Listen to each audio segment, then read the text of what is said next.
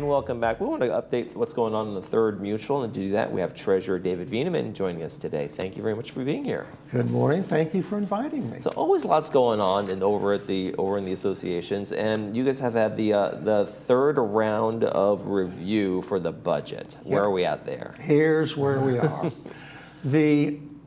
In this third round, we have pretty much nailed everything down for the budget, and now we're checking everything over, making sure that all of our numbers balance, and we've just about got it put to bed. We'll take a final look at it on September 19th, and then we'll take a vote. Yeah, and I know the budgets have been pretty tough for the past few years because the inflation, the cost of labor, cost of everything has been kind of fluctuating a lot, right? Yeah, we have been working really hard to keep the HOA dues increases down to 5%. And so far, we've managed to do it. In the next few years, we are probably going to have to put more money into our buildings because they're 60 years old. Right. So 2025 through 2030, we're probably going to be investing some more money in things that we just have to do. And it's probably going to be a little bit higher than 5% in the future, but we're going to keep it as low as we can and still give the residents what they need. Now some boards, they end up doing a special assessment for a repipe or something like that. So do you think you can avoid a special assessment or just a little bit more of an increase in the annuals? You mean the S word? The S word. That's what we call it. No, we don't see any special assessments coming down the pike. And one of the reasons that we're probably going to bite the bullet and raise the HOA dues, not for 2025. Right. They're coming in at 5%, but for later is going to be so that we can avoid special assessments. Because we've seen in the village over the years where if you get behind the 8 ball in keeping your buildings up, then all of a sudden you got to jack the dues way up, and we are not going to do that. We're planning about 5 years out at this point. Right, and there's a fiduciary responsibility on your part to make sure those things are happening. And some HOAs, they kick the can down the road, and then everybody's hit with that and the big bang. So glad to know that you guys are staying on top of that. You know, and the worst case of that was that sad accident in Miami a few years ago in Florida, where they let it go and they let it go, and they got to the point where they just did not have the money to do the repairs they needed. People died. Yeah. So we're trying to stay on top of that, and as you said, we are very aware that we are fiduciaries. Absolutely. Keeping on top of it. No problems there. Traffic and parking rules update. So okay, so here's what's going on. Sometimes whether you get a ticket depends on whether you live on this side of the street or this side of the street. Okay. Because this side of the street might be Third Mutual, this side of the street might be United. And within the mutuals set their own traffic regulations. Okay. So we're updating our traffic regulations as part of an overall effort throughout the village.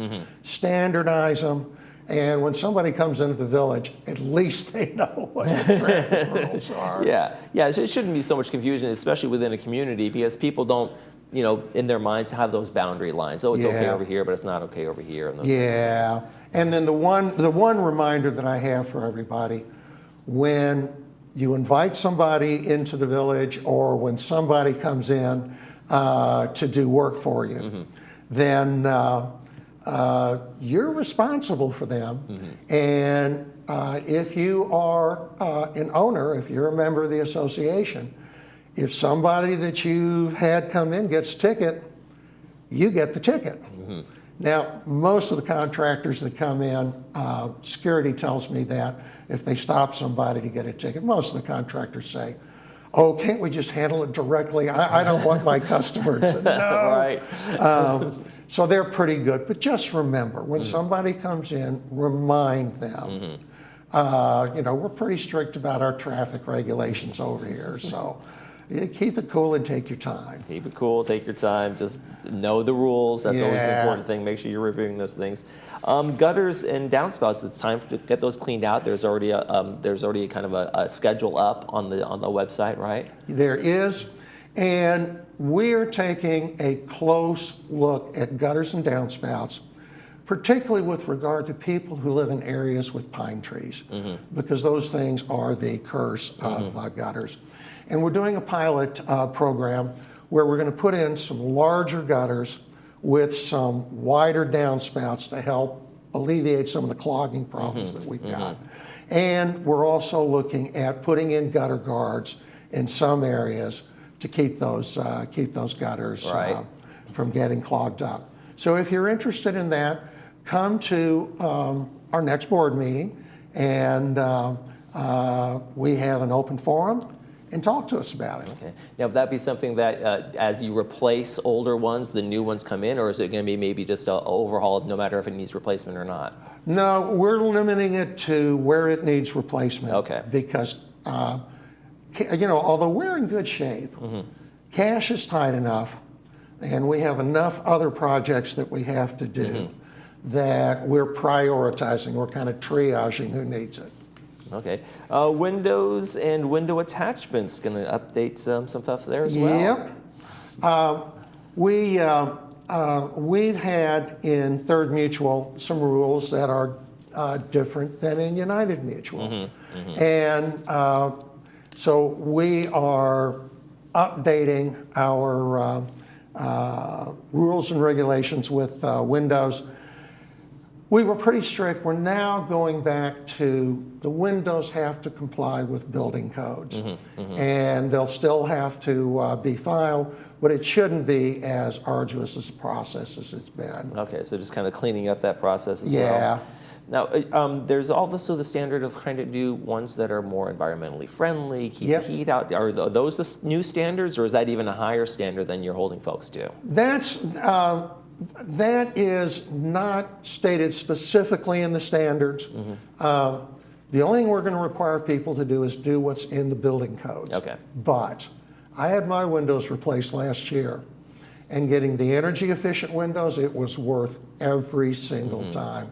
Our air conditioning costs have gone down by about 5%, even with the electricity increases. Wow, terrific. And I know there's some rebates, government rebates on those too. So oh yeah, that was nice to text. That's a little bonus right there. You got some new business standards for artificial turf is one of them. And the artificial turf is really, at this point, only going to affect gates 11 and 14. Because, as I talked about before, Sacramento sent us what's called AB 1572 last year, which basically gives us 5 years to switch turf in areas that we're watering with drinkable water, to switch those to more drought-resistant, less water-consuming sorts of ground cover. Right. And a lot of people came to our town hall yesterday and wanted to know, are you going to tear out my front yard? The bulldozer gets there tomorrow. Yeah, I was tempted to say, well, while you're here, the crews are already. No, this is going to happen gradually. We're going to have town halls on this. We're going to be talking to people. But yeah, AB 1572 says we are going to have to change out some of our turf behind gates in 11 and 14. More to come on that one. So what are some of the new revised standards on patios and balcony covers? Okay. Patio and balcony covers, we're going a little bit easier. Okay, again, we're going more toward, look, if it complies with building codes, if it doesn't cause an obvious problem, we're going to be easier to work with on that. But anybody who puts in a patio or balcony cover, needs to bear in mind that once one of those goes in, that the resident is responsible for it. I have a balcony enclosure on my unit and my manor, and I'm responsible for keeping that up, because sometimes people get surprised and they say, but it was there when I bought it. Right. And it's just like a house. When you buy it, you own it. It's all yours. Yeah. And you guys are also transferring some of the operating surplus over into reserves? Yeah. We had a good year last year, and we ended up with a nice operating surplus. And of course, when you're dealing with HOAs and budgets, one year's good, the next year's not so good. So what you try to do is try to smooth things out a bit. So we transferred that operating surplus over to our short-term reserves. And then this year, if the budget comes up a little short, which it may, that money that we put in there covers that part of the budget, which helps us keep the HOA dues down.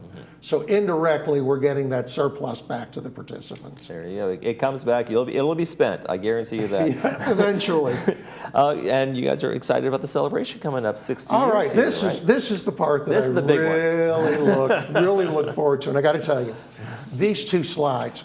These are slides that Siobhan Foster, the CEO of EMS, presented to the board at our meeting last week. I want to pitch this event. It's coming up Monday, September 9th, 5 to 7:30 p.m., and it is basically a party. Nice. We're celebrating 60 years. Everybody's going to be over there. We're going to have the boards. We're going to have the History Center, the foundation.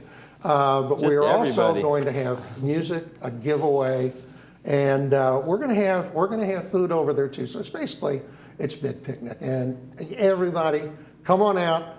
I'll be there. We don't have a dunk tank for people to throw balls at and put me in the water. People can just throw things at you, though, right? There you go. It comes with the job. And everybody come on out. All right. And coming up, our next guest is going to be Broadway Music Lovers Club, and you are their newest member. I am the newest member of the Broadway Music Lovers Club. I was sitting with the two ladies out in the green room, and before you could even come get me, they had sold me a membership.